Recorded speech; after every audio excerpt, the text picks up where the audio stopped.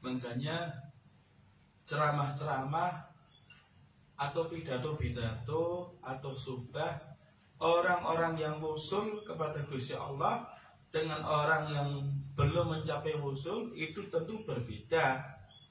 Orang yang wusul itu orang yang telah sampai kepada Gusti Allah, orang yang ma'rifah, orang yang sampai di hadiratnya Gusti Allah.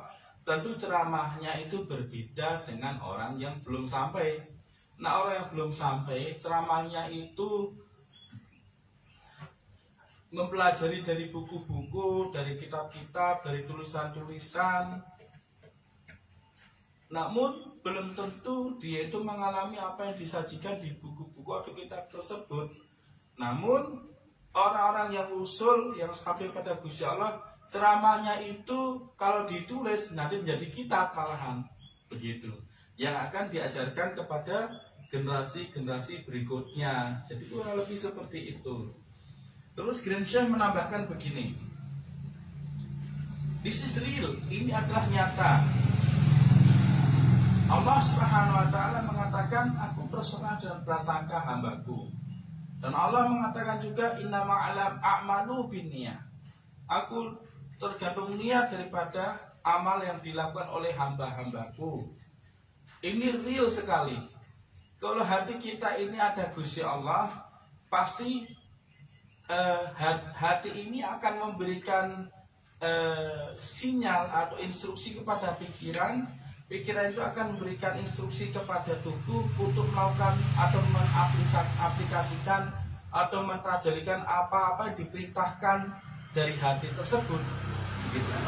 Namun jika hati kita ini penuh dengan hawa nafsu, hati kita ini penuh dengan ego, hati kita ini penuh dengan penyakit, hati kita ini penuh dengan kecintaan kepada dunia, dengan keinginan-keinginan, tentu ketika hati itu memberikan perintah kepada mentransmisikan apa yang ada dalam hati kepada pikiran, tentu pikiran itu akan memberikan sinyal atau perintah kepada tubuh untuk melakukan apa yang diinginkan oleh hati tersebut, begitu. Makanya adilnya Gusti Allah itu menggambarkannya begini. Dulu itu Nabi Adam alaihissalam ketika di surga beliau sendirian. Beliau boleh memakan apapun yang ada di surga, boleh minum apapun yang ada di surga, kecuali adalah satu, yaitu buah daripada pohon khuldi atau seperti buah sereal. Ketika Nabi Adam alaihissalam mulai makan minum apapun yang ada di surga, lalu makanan dan minuman itu membentuk suatu saripati makanan. Saripati makanan itu membentuk suatu libido, membentuk hawa nafsu muncul dari dalam diri beliau. Itulah awal pertama Gusti Allah menciptakan ego ke dalam diri manusia. Lalu makanya ego pasti maunya enak-enak, ego pasti maunya yang mudah-mudah, ego maunya instan-instan, tidak mau kosong. Lalu dengan makan dan minum tersebut, ketika Nabi Adam libidonya itu sudah mulai naik gitu, muncullah di dalam dirinya namanya hawa. Hawa itu keinginan, begitu. Contoh, misalnya kayak tadi tak ceritakan, saya dari Magelang naik motor sampai ke Demak, dari Magelang sampai ke Semarang kehujanan, dari Kaligawe Gendut sampai sini hujan udah reda, sampai di tempatnya Blackjack saya sudah capek, ngantuk, lemas, hawanya pingin tidur betul.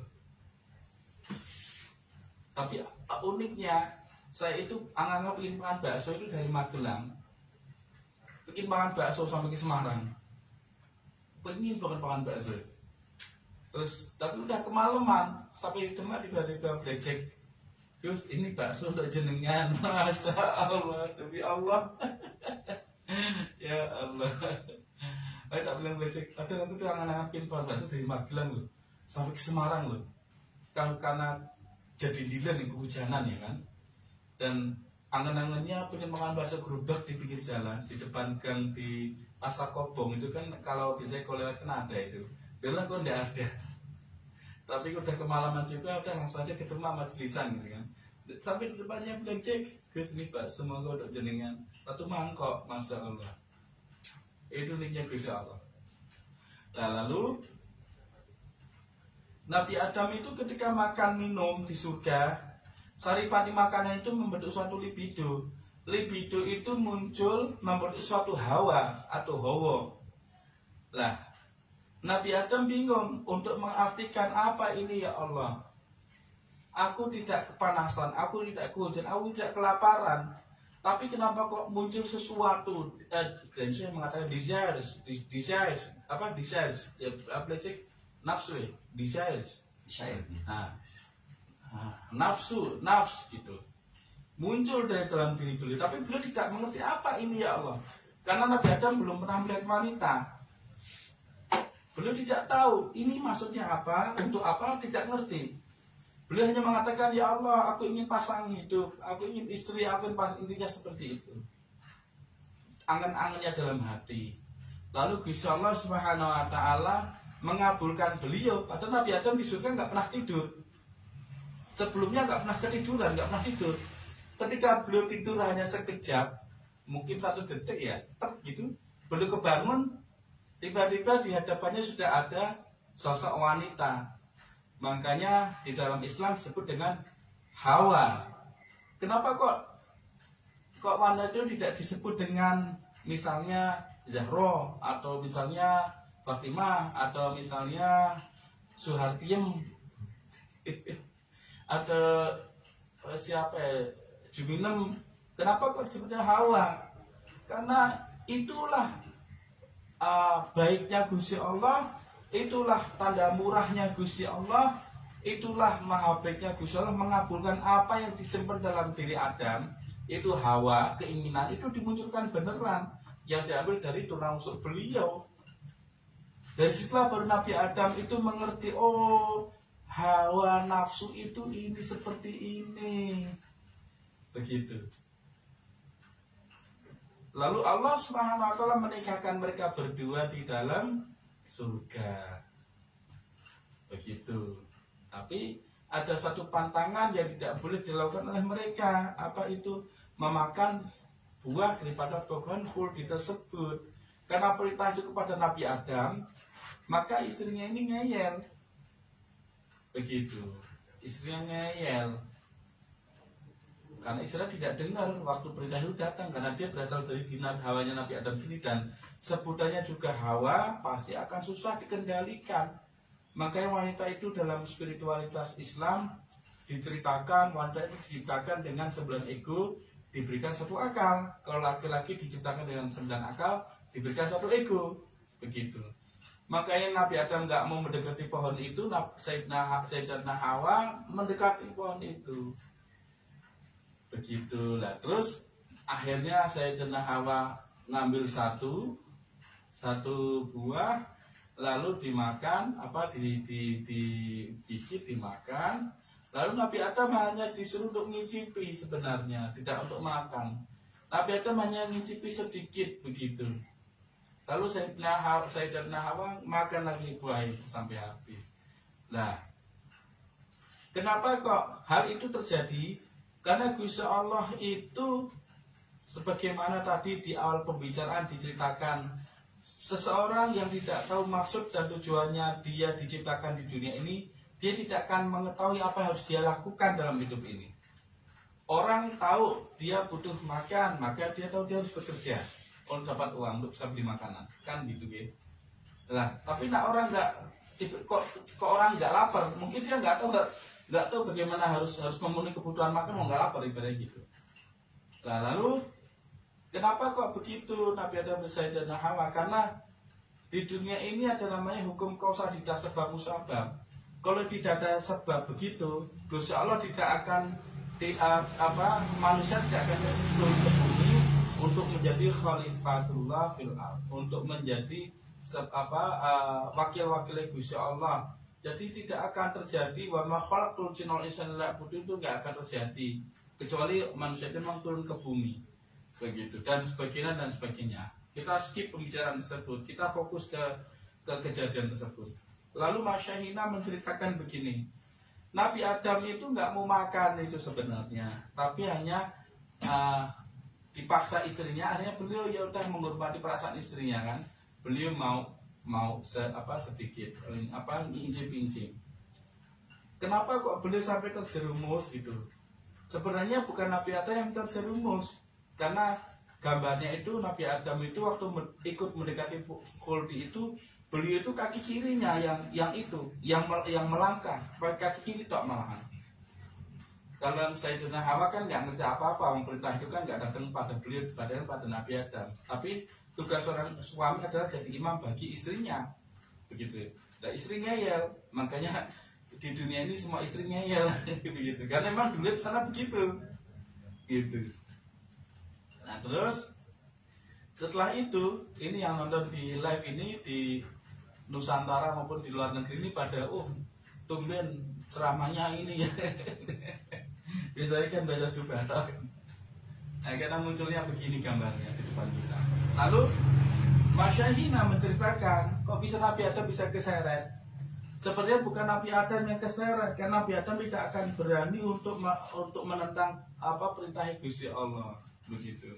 Namun Nabi Adam itu adalah bapak genetik dari seluruh umat manusia, dari Nabi Adam sampai akhir zaman, sampai yaumul hisab. Lah, artinya Nabi Adam ini memikul dua jenis sperma genetik dari pundak beliau, begitu. Makanya Darwin mengatakan manusia itu sesungguhnya evolusi dari bangsa kera gitu. Mungkin Darwin mungkin orang tuanya kera, mungkin begitu. Nah, kita orang Muslim, kita percaya apa yang disampaikan dalam Al-Quran Nabi Adam, begitu. Makanya di pundak kanan Nabi Adam itu seluruh sperma orang-orang taat pada Gusti Allah. Itu sperma seluruh Nabi dan Rasul dan para wali Allah dan orang-orang beriman. Nah, di pundak sebelah kiri Nabi Adam itu seluruh sperma yang tidak patuh pada Gusti Allah.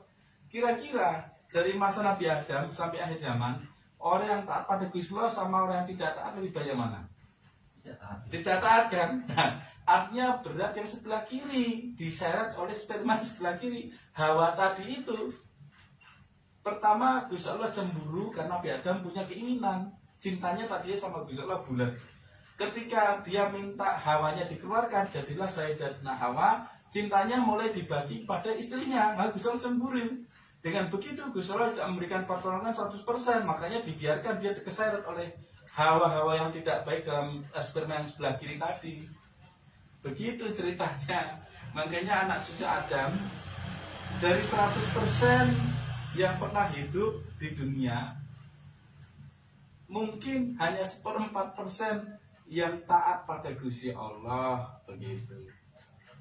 Tapi walaupun hanya sedikit, tugas mereka adalah menjadi wasilah, menjadi pendoa atau menjadi penghubung atau tali untuk supaya yang tidak taat itu kembali menemukan jalan pada Gusti Allah Subhanahu wa taala.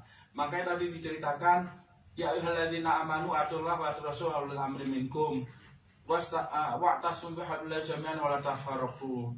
Pegang tali itu tadi maksudnya.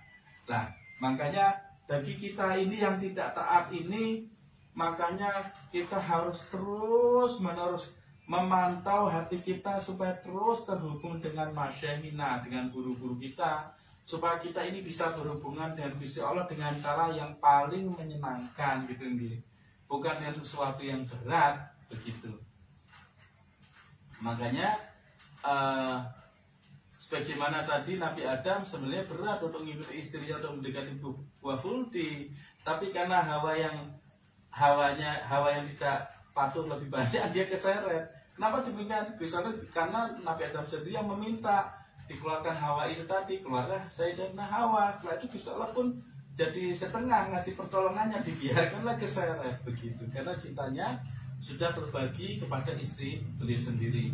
Insya Allah kita akan lanjutkan lagi besok malam di tempat Mas Ali atau Mbak Wira.